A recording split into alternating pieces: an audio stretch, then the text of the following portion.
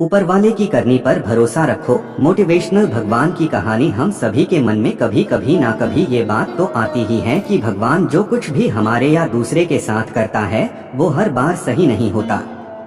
भगवान हर बार जो फैसला हमारी जिंदगी के लिए लेता है वो हमारी सोच के अनुसार सही नहीं होता। ऐसे में हम ये सोचते हैं कि अगर मैं भगवान होता या भगवान की जगह होता तो ऐसा नहीं होने देता, या फिर कुछ अलग करता, या सबकी जिंदगी में सिर्फ खुशियां और पैसा दे देता। इस दुनिया में अलग अलग धर्मों के लोग हैं और अपने धर्म के अनुसार हर किसी के अपने अपने भगवान और उनकी अपनी अपनी शक्तियाँ। हर धर्म के लोग एक ऐसी शक्ति पर विश्वास रखते हैं जिसके बारे में उन्हें लगता है कि वही उनकी जिंदगी को चलाता है और वही उनके सुख दुख का हिसाब भी रखता है।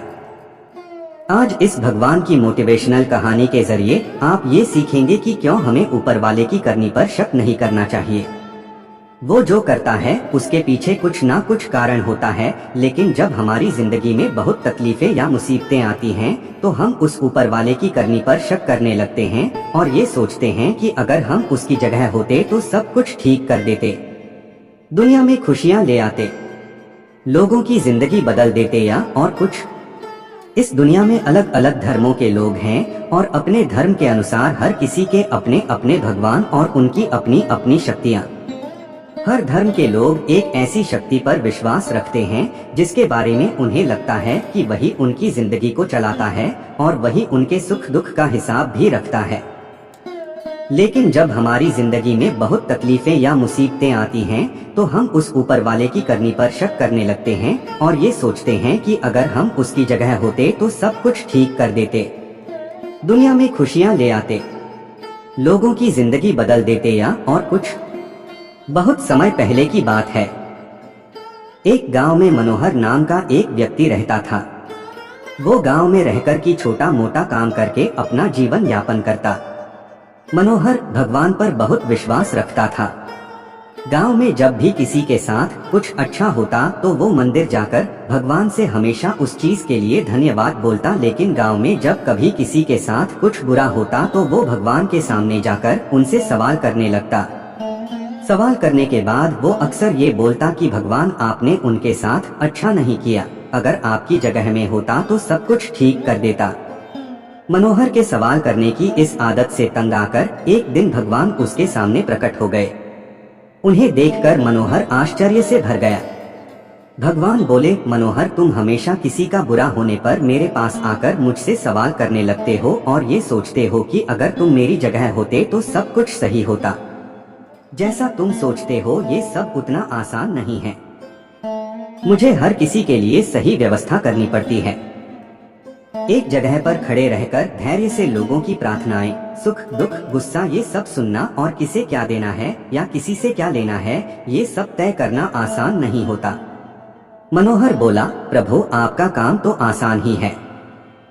आपकी तरह मैं भी दिन भर धैर्य के साथ एक जगह पर खड़े रहकर ये सब कर सकता हूँ। मनोहर की बात सुनकर भगवान बोले, ठीक है, अगर तुम्हें लगता है कि तुम ये सब कर पाओगे तो आज पूरे दिन मेरी जगह खड़े रहकर तुम मेरी जिंदगी जियो। लेकिन एक बात ध्यान रखना, मंदिर में हर कोई अपनी इच्छा के अनुसार कुछ ना कुछ मांगेगा। कुछ अच्छा बोलेंगे तो कुछ बुरा बोलेंगे। तुम्हें बस उनकी बातें सुननी है और धैर्य के साथ अपनी जगह में चुपचाप खड़े रहना है और अपनी तरफ से कुछ नहीं करना है। मनोहर मान गया और एक दिन के लिए वो भगवान की जगह पर खड़ा हो गया। थोड़ा देर बाद गांव का एक धनी व्यक्ति मंदिर में आया और भगवान से बोला, प्रभु मैं अपना कारोबार दूसरे गांव में भी करने जा रहा हूँ, आप मुझ पर अपना आशीर्वाद बनाए रखना। प्रार्थना पूरी करने के बाद जब वो धनी व्यक्ति भगवान के पैर छूने के लिए नीचे झुका तो उसकी जेब से पैसों की एक गड्डी गिर गई। उसने उस पर ध्यान नहीं दिया और चला गया। भगवान की जगह पर खड़ा मनोहर ये सब देख रहा था और उसने सोचा कि उसे पैसे गिरने की बात बता देनी चाहिए, लेकिन शर्त के अनुसार उसने ऐसा करना उचित नहीं समझा। उसके जाने के तुरंत बाद मंदिर में एक गरीब व्यक्ति आया और उसने भगवान से कहा, प्रभु गरीबी के कारण मेरे परिवार को 2 वक्त की रोटी मिलना भी बहुत मुश्किल हो गया है और ऐसे में मेरी माँ भी बीमार हो गई है। उसके इलाज के लिए भी मेरे पास पैसे नहीं हैं। प्रभु मेरी मदद करिए। ऐसा कहकर जब वो गरीब व्यक्ति भगवान के चरण छूने लगा तो उसकी नजर उन गिरे हुए पैसों पर पड़ी और भगवान का आशीर्वाद समझकर उसने वो रख लिए। मनोहर इस बार भी कुछ नहीं बोला और उसने गरीब व्यक्ति को वो पैसे ले जाने दिए। थोड़ा देर बाद मंदिर में एक व्यापारी आया जो कि समुद्र के रास्ते अपना व्यापार किया करता था। भगवान के पास आकर वो बोला, प्रभु, व्यापार की वजह से मैं 1 महीने के लिए समुद्र की यात्रा पर जा रहा हूँ। मेरी गैरहाजिरी में आप मेरे परिवार का ध्यान रखना और मेरी यात्रा को भी सुरक्षित बनाना। वो व्यापारी जैसे ही प्रार्थना पूरी करके मंदिर से निकलने लगा, इतने में वो धनी व्यक्ति पुलिस लेकर मंदिर में आ गया और उस व्यापारी की तरफ इशारा करते हुए बोला, मेरे बाद इस मंदिर में यही आया है और मेरे पैसों की गड्डी इसे ही मिली होगी, आप इससे पूछताछ करिए। उस व्यापारी ने पुलिस को काफी समझाया कि वो गड्डी उसके पास नहीं है, लेकिन पुलिस ने उसकी एक ना सुनी और उसे पकड़कर ले जाने लगे। भगवान बने मनोहर से ये सब देखा नहीं गया क्योंकि उसकी आंखों के सामने अन्याय हो रहा था और वो सोचने लगा कि अगर अब मैं कुछ नहीं बोला तो एक बेकसूर व्यक्ति को सजा मिलेगी और जो कसूरवार है वो आराम की जिंदगी जिएगा। ऐसा सोचकर मनोहर बोल पड़ा और उसने सारी बात बता दी। पुलिस उस गरीब व्यक्ति के पास गई और उससे पैसे लाकर उस धनी सेठ को दे दिए। व्यापारी को छोड़ दिया और वो समुद्र की यात्रा में निकल गया। मनोहर इस बात से बड़ा खुश हुआ कि उसने गलत होने से रोक लिया और जो सही था वही किया।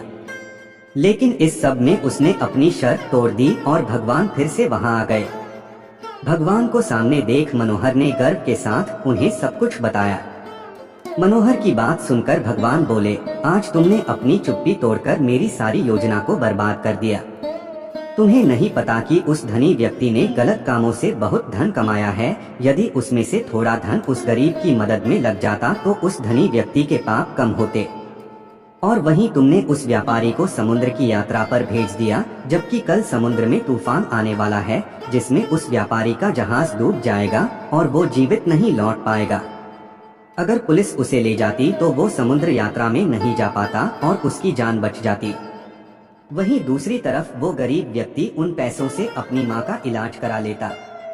लेकिन अब वो जेल में बंद, जिसकी वजह से उसकी माँ का इलाज नहीं हो पाएगा और वो दुनिया से चल बसेगी। उसका परिवार अब और भी बदतर जिंदगी जीने पर मजबूर हो जाएगा। तुमने सब कुछ ठीक करने के चक्कर में सब कुछ बिगाड़ दिया। ये सब सुनकर मनोहर को एहसास हो गया कि जो भी ऊपर वाला करता है उसमें किसी न किसी का भला ही होता है और दूसरों के लिए एक सीख होती है। भगवान हर किसी के जीवन के बारे में सोचकर ही अपनी योजना बनाते हैं और उनके जीवन को चलाते हैं। भगवान की जगह लेना किसी इंसान के लिए आसान नहीं है। मनोहर मन ही मन बहुत दुखी हुआ और भगवान से माफी मांगकर वहां से चला गया। ये कहानी हमें सिखाती है कि हमें कभी ऊपर वाले के किए पर शक नहीं करना चाहिए। वो जो भी करता है उसके पीछे कुछ ना कुछ वजह होती है। जब भी हमारे संग कुछ बुरा होता है तो हम ऊपर वाले को शक की निगाहों से देखते हैं और सोचते हैं कि मेरे साथ ही गलत हो रहा है, लेकिन कई बार हमें भविष्य में उस चीज से फायदा भी हो जाता है। ऐसा भी नहीं है कि हर बुरी चीज से हमें नुकसान ही हो। कई बार कुछ चीजें हमारे सबक की तरह होती हैं और जिनके होने से हमारी जिंदगी बदल जाती है। जैसे किसी के वहाँ चोरी होती है तो वो ये समझ जाता है कि आगे ऐसा ना हो, उसके लिए क्या क्या सावधानी बरतनी है। उसी तरह कोई चोर चोरी करने के तुरंत बाद पकड़ा जाता है और लोग उसे खूब पीट देते हैं तो वो ये समझ जाता है कि चोरी करना सेहत के लिए कितना नुकसानदायक है। हालांकि हम सभी के मन में ये सवाल भी होते हैं कि किसी की जवानी में मौत हो जाना, किसी बच्चे की पैदा होते ही जान चले जाना, किसी के साथ दुष्कर्म हो जाना या किसी को मार देना, इन सब के पीछे ऊपर वाले की क्या मंशा होती है?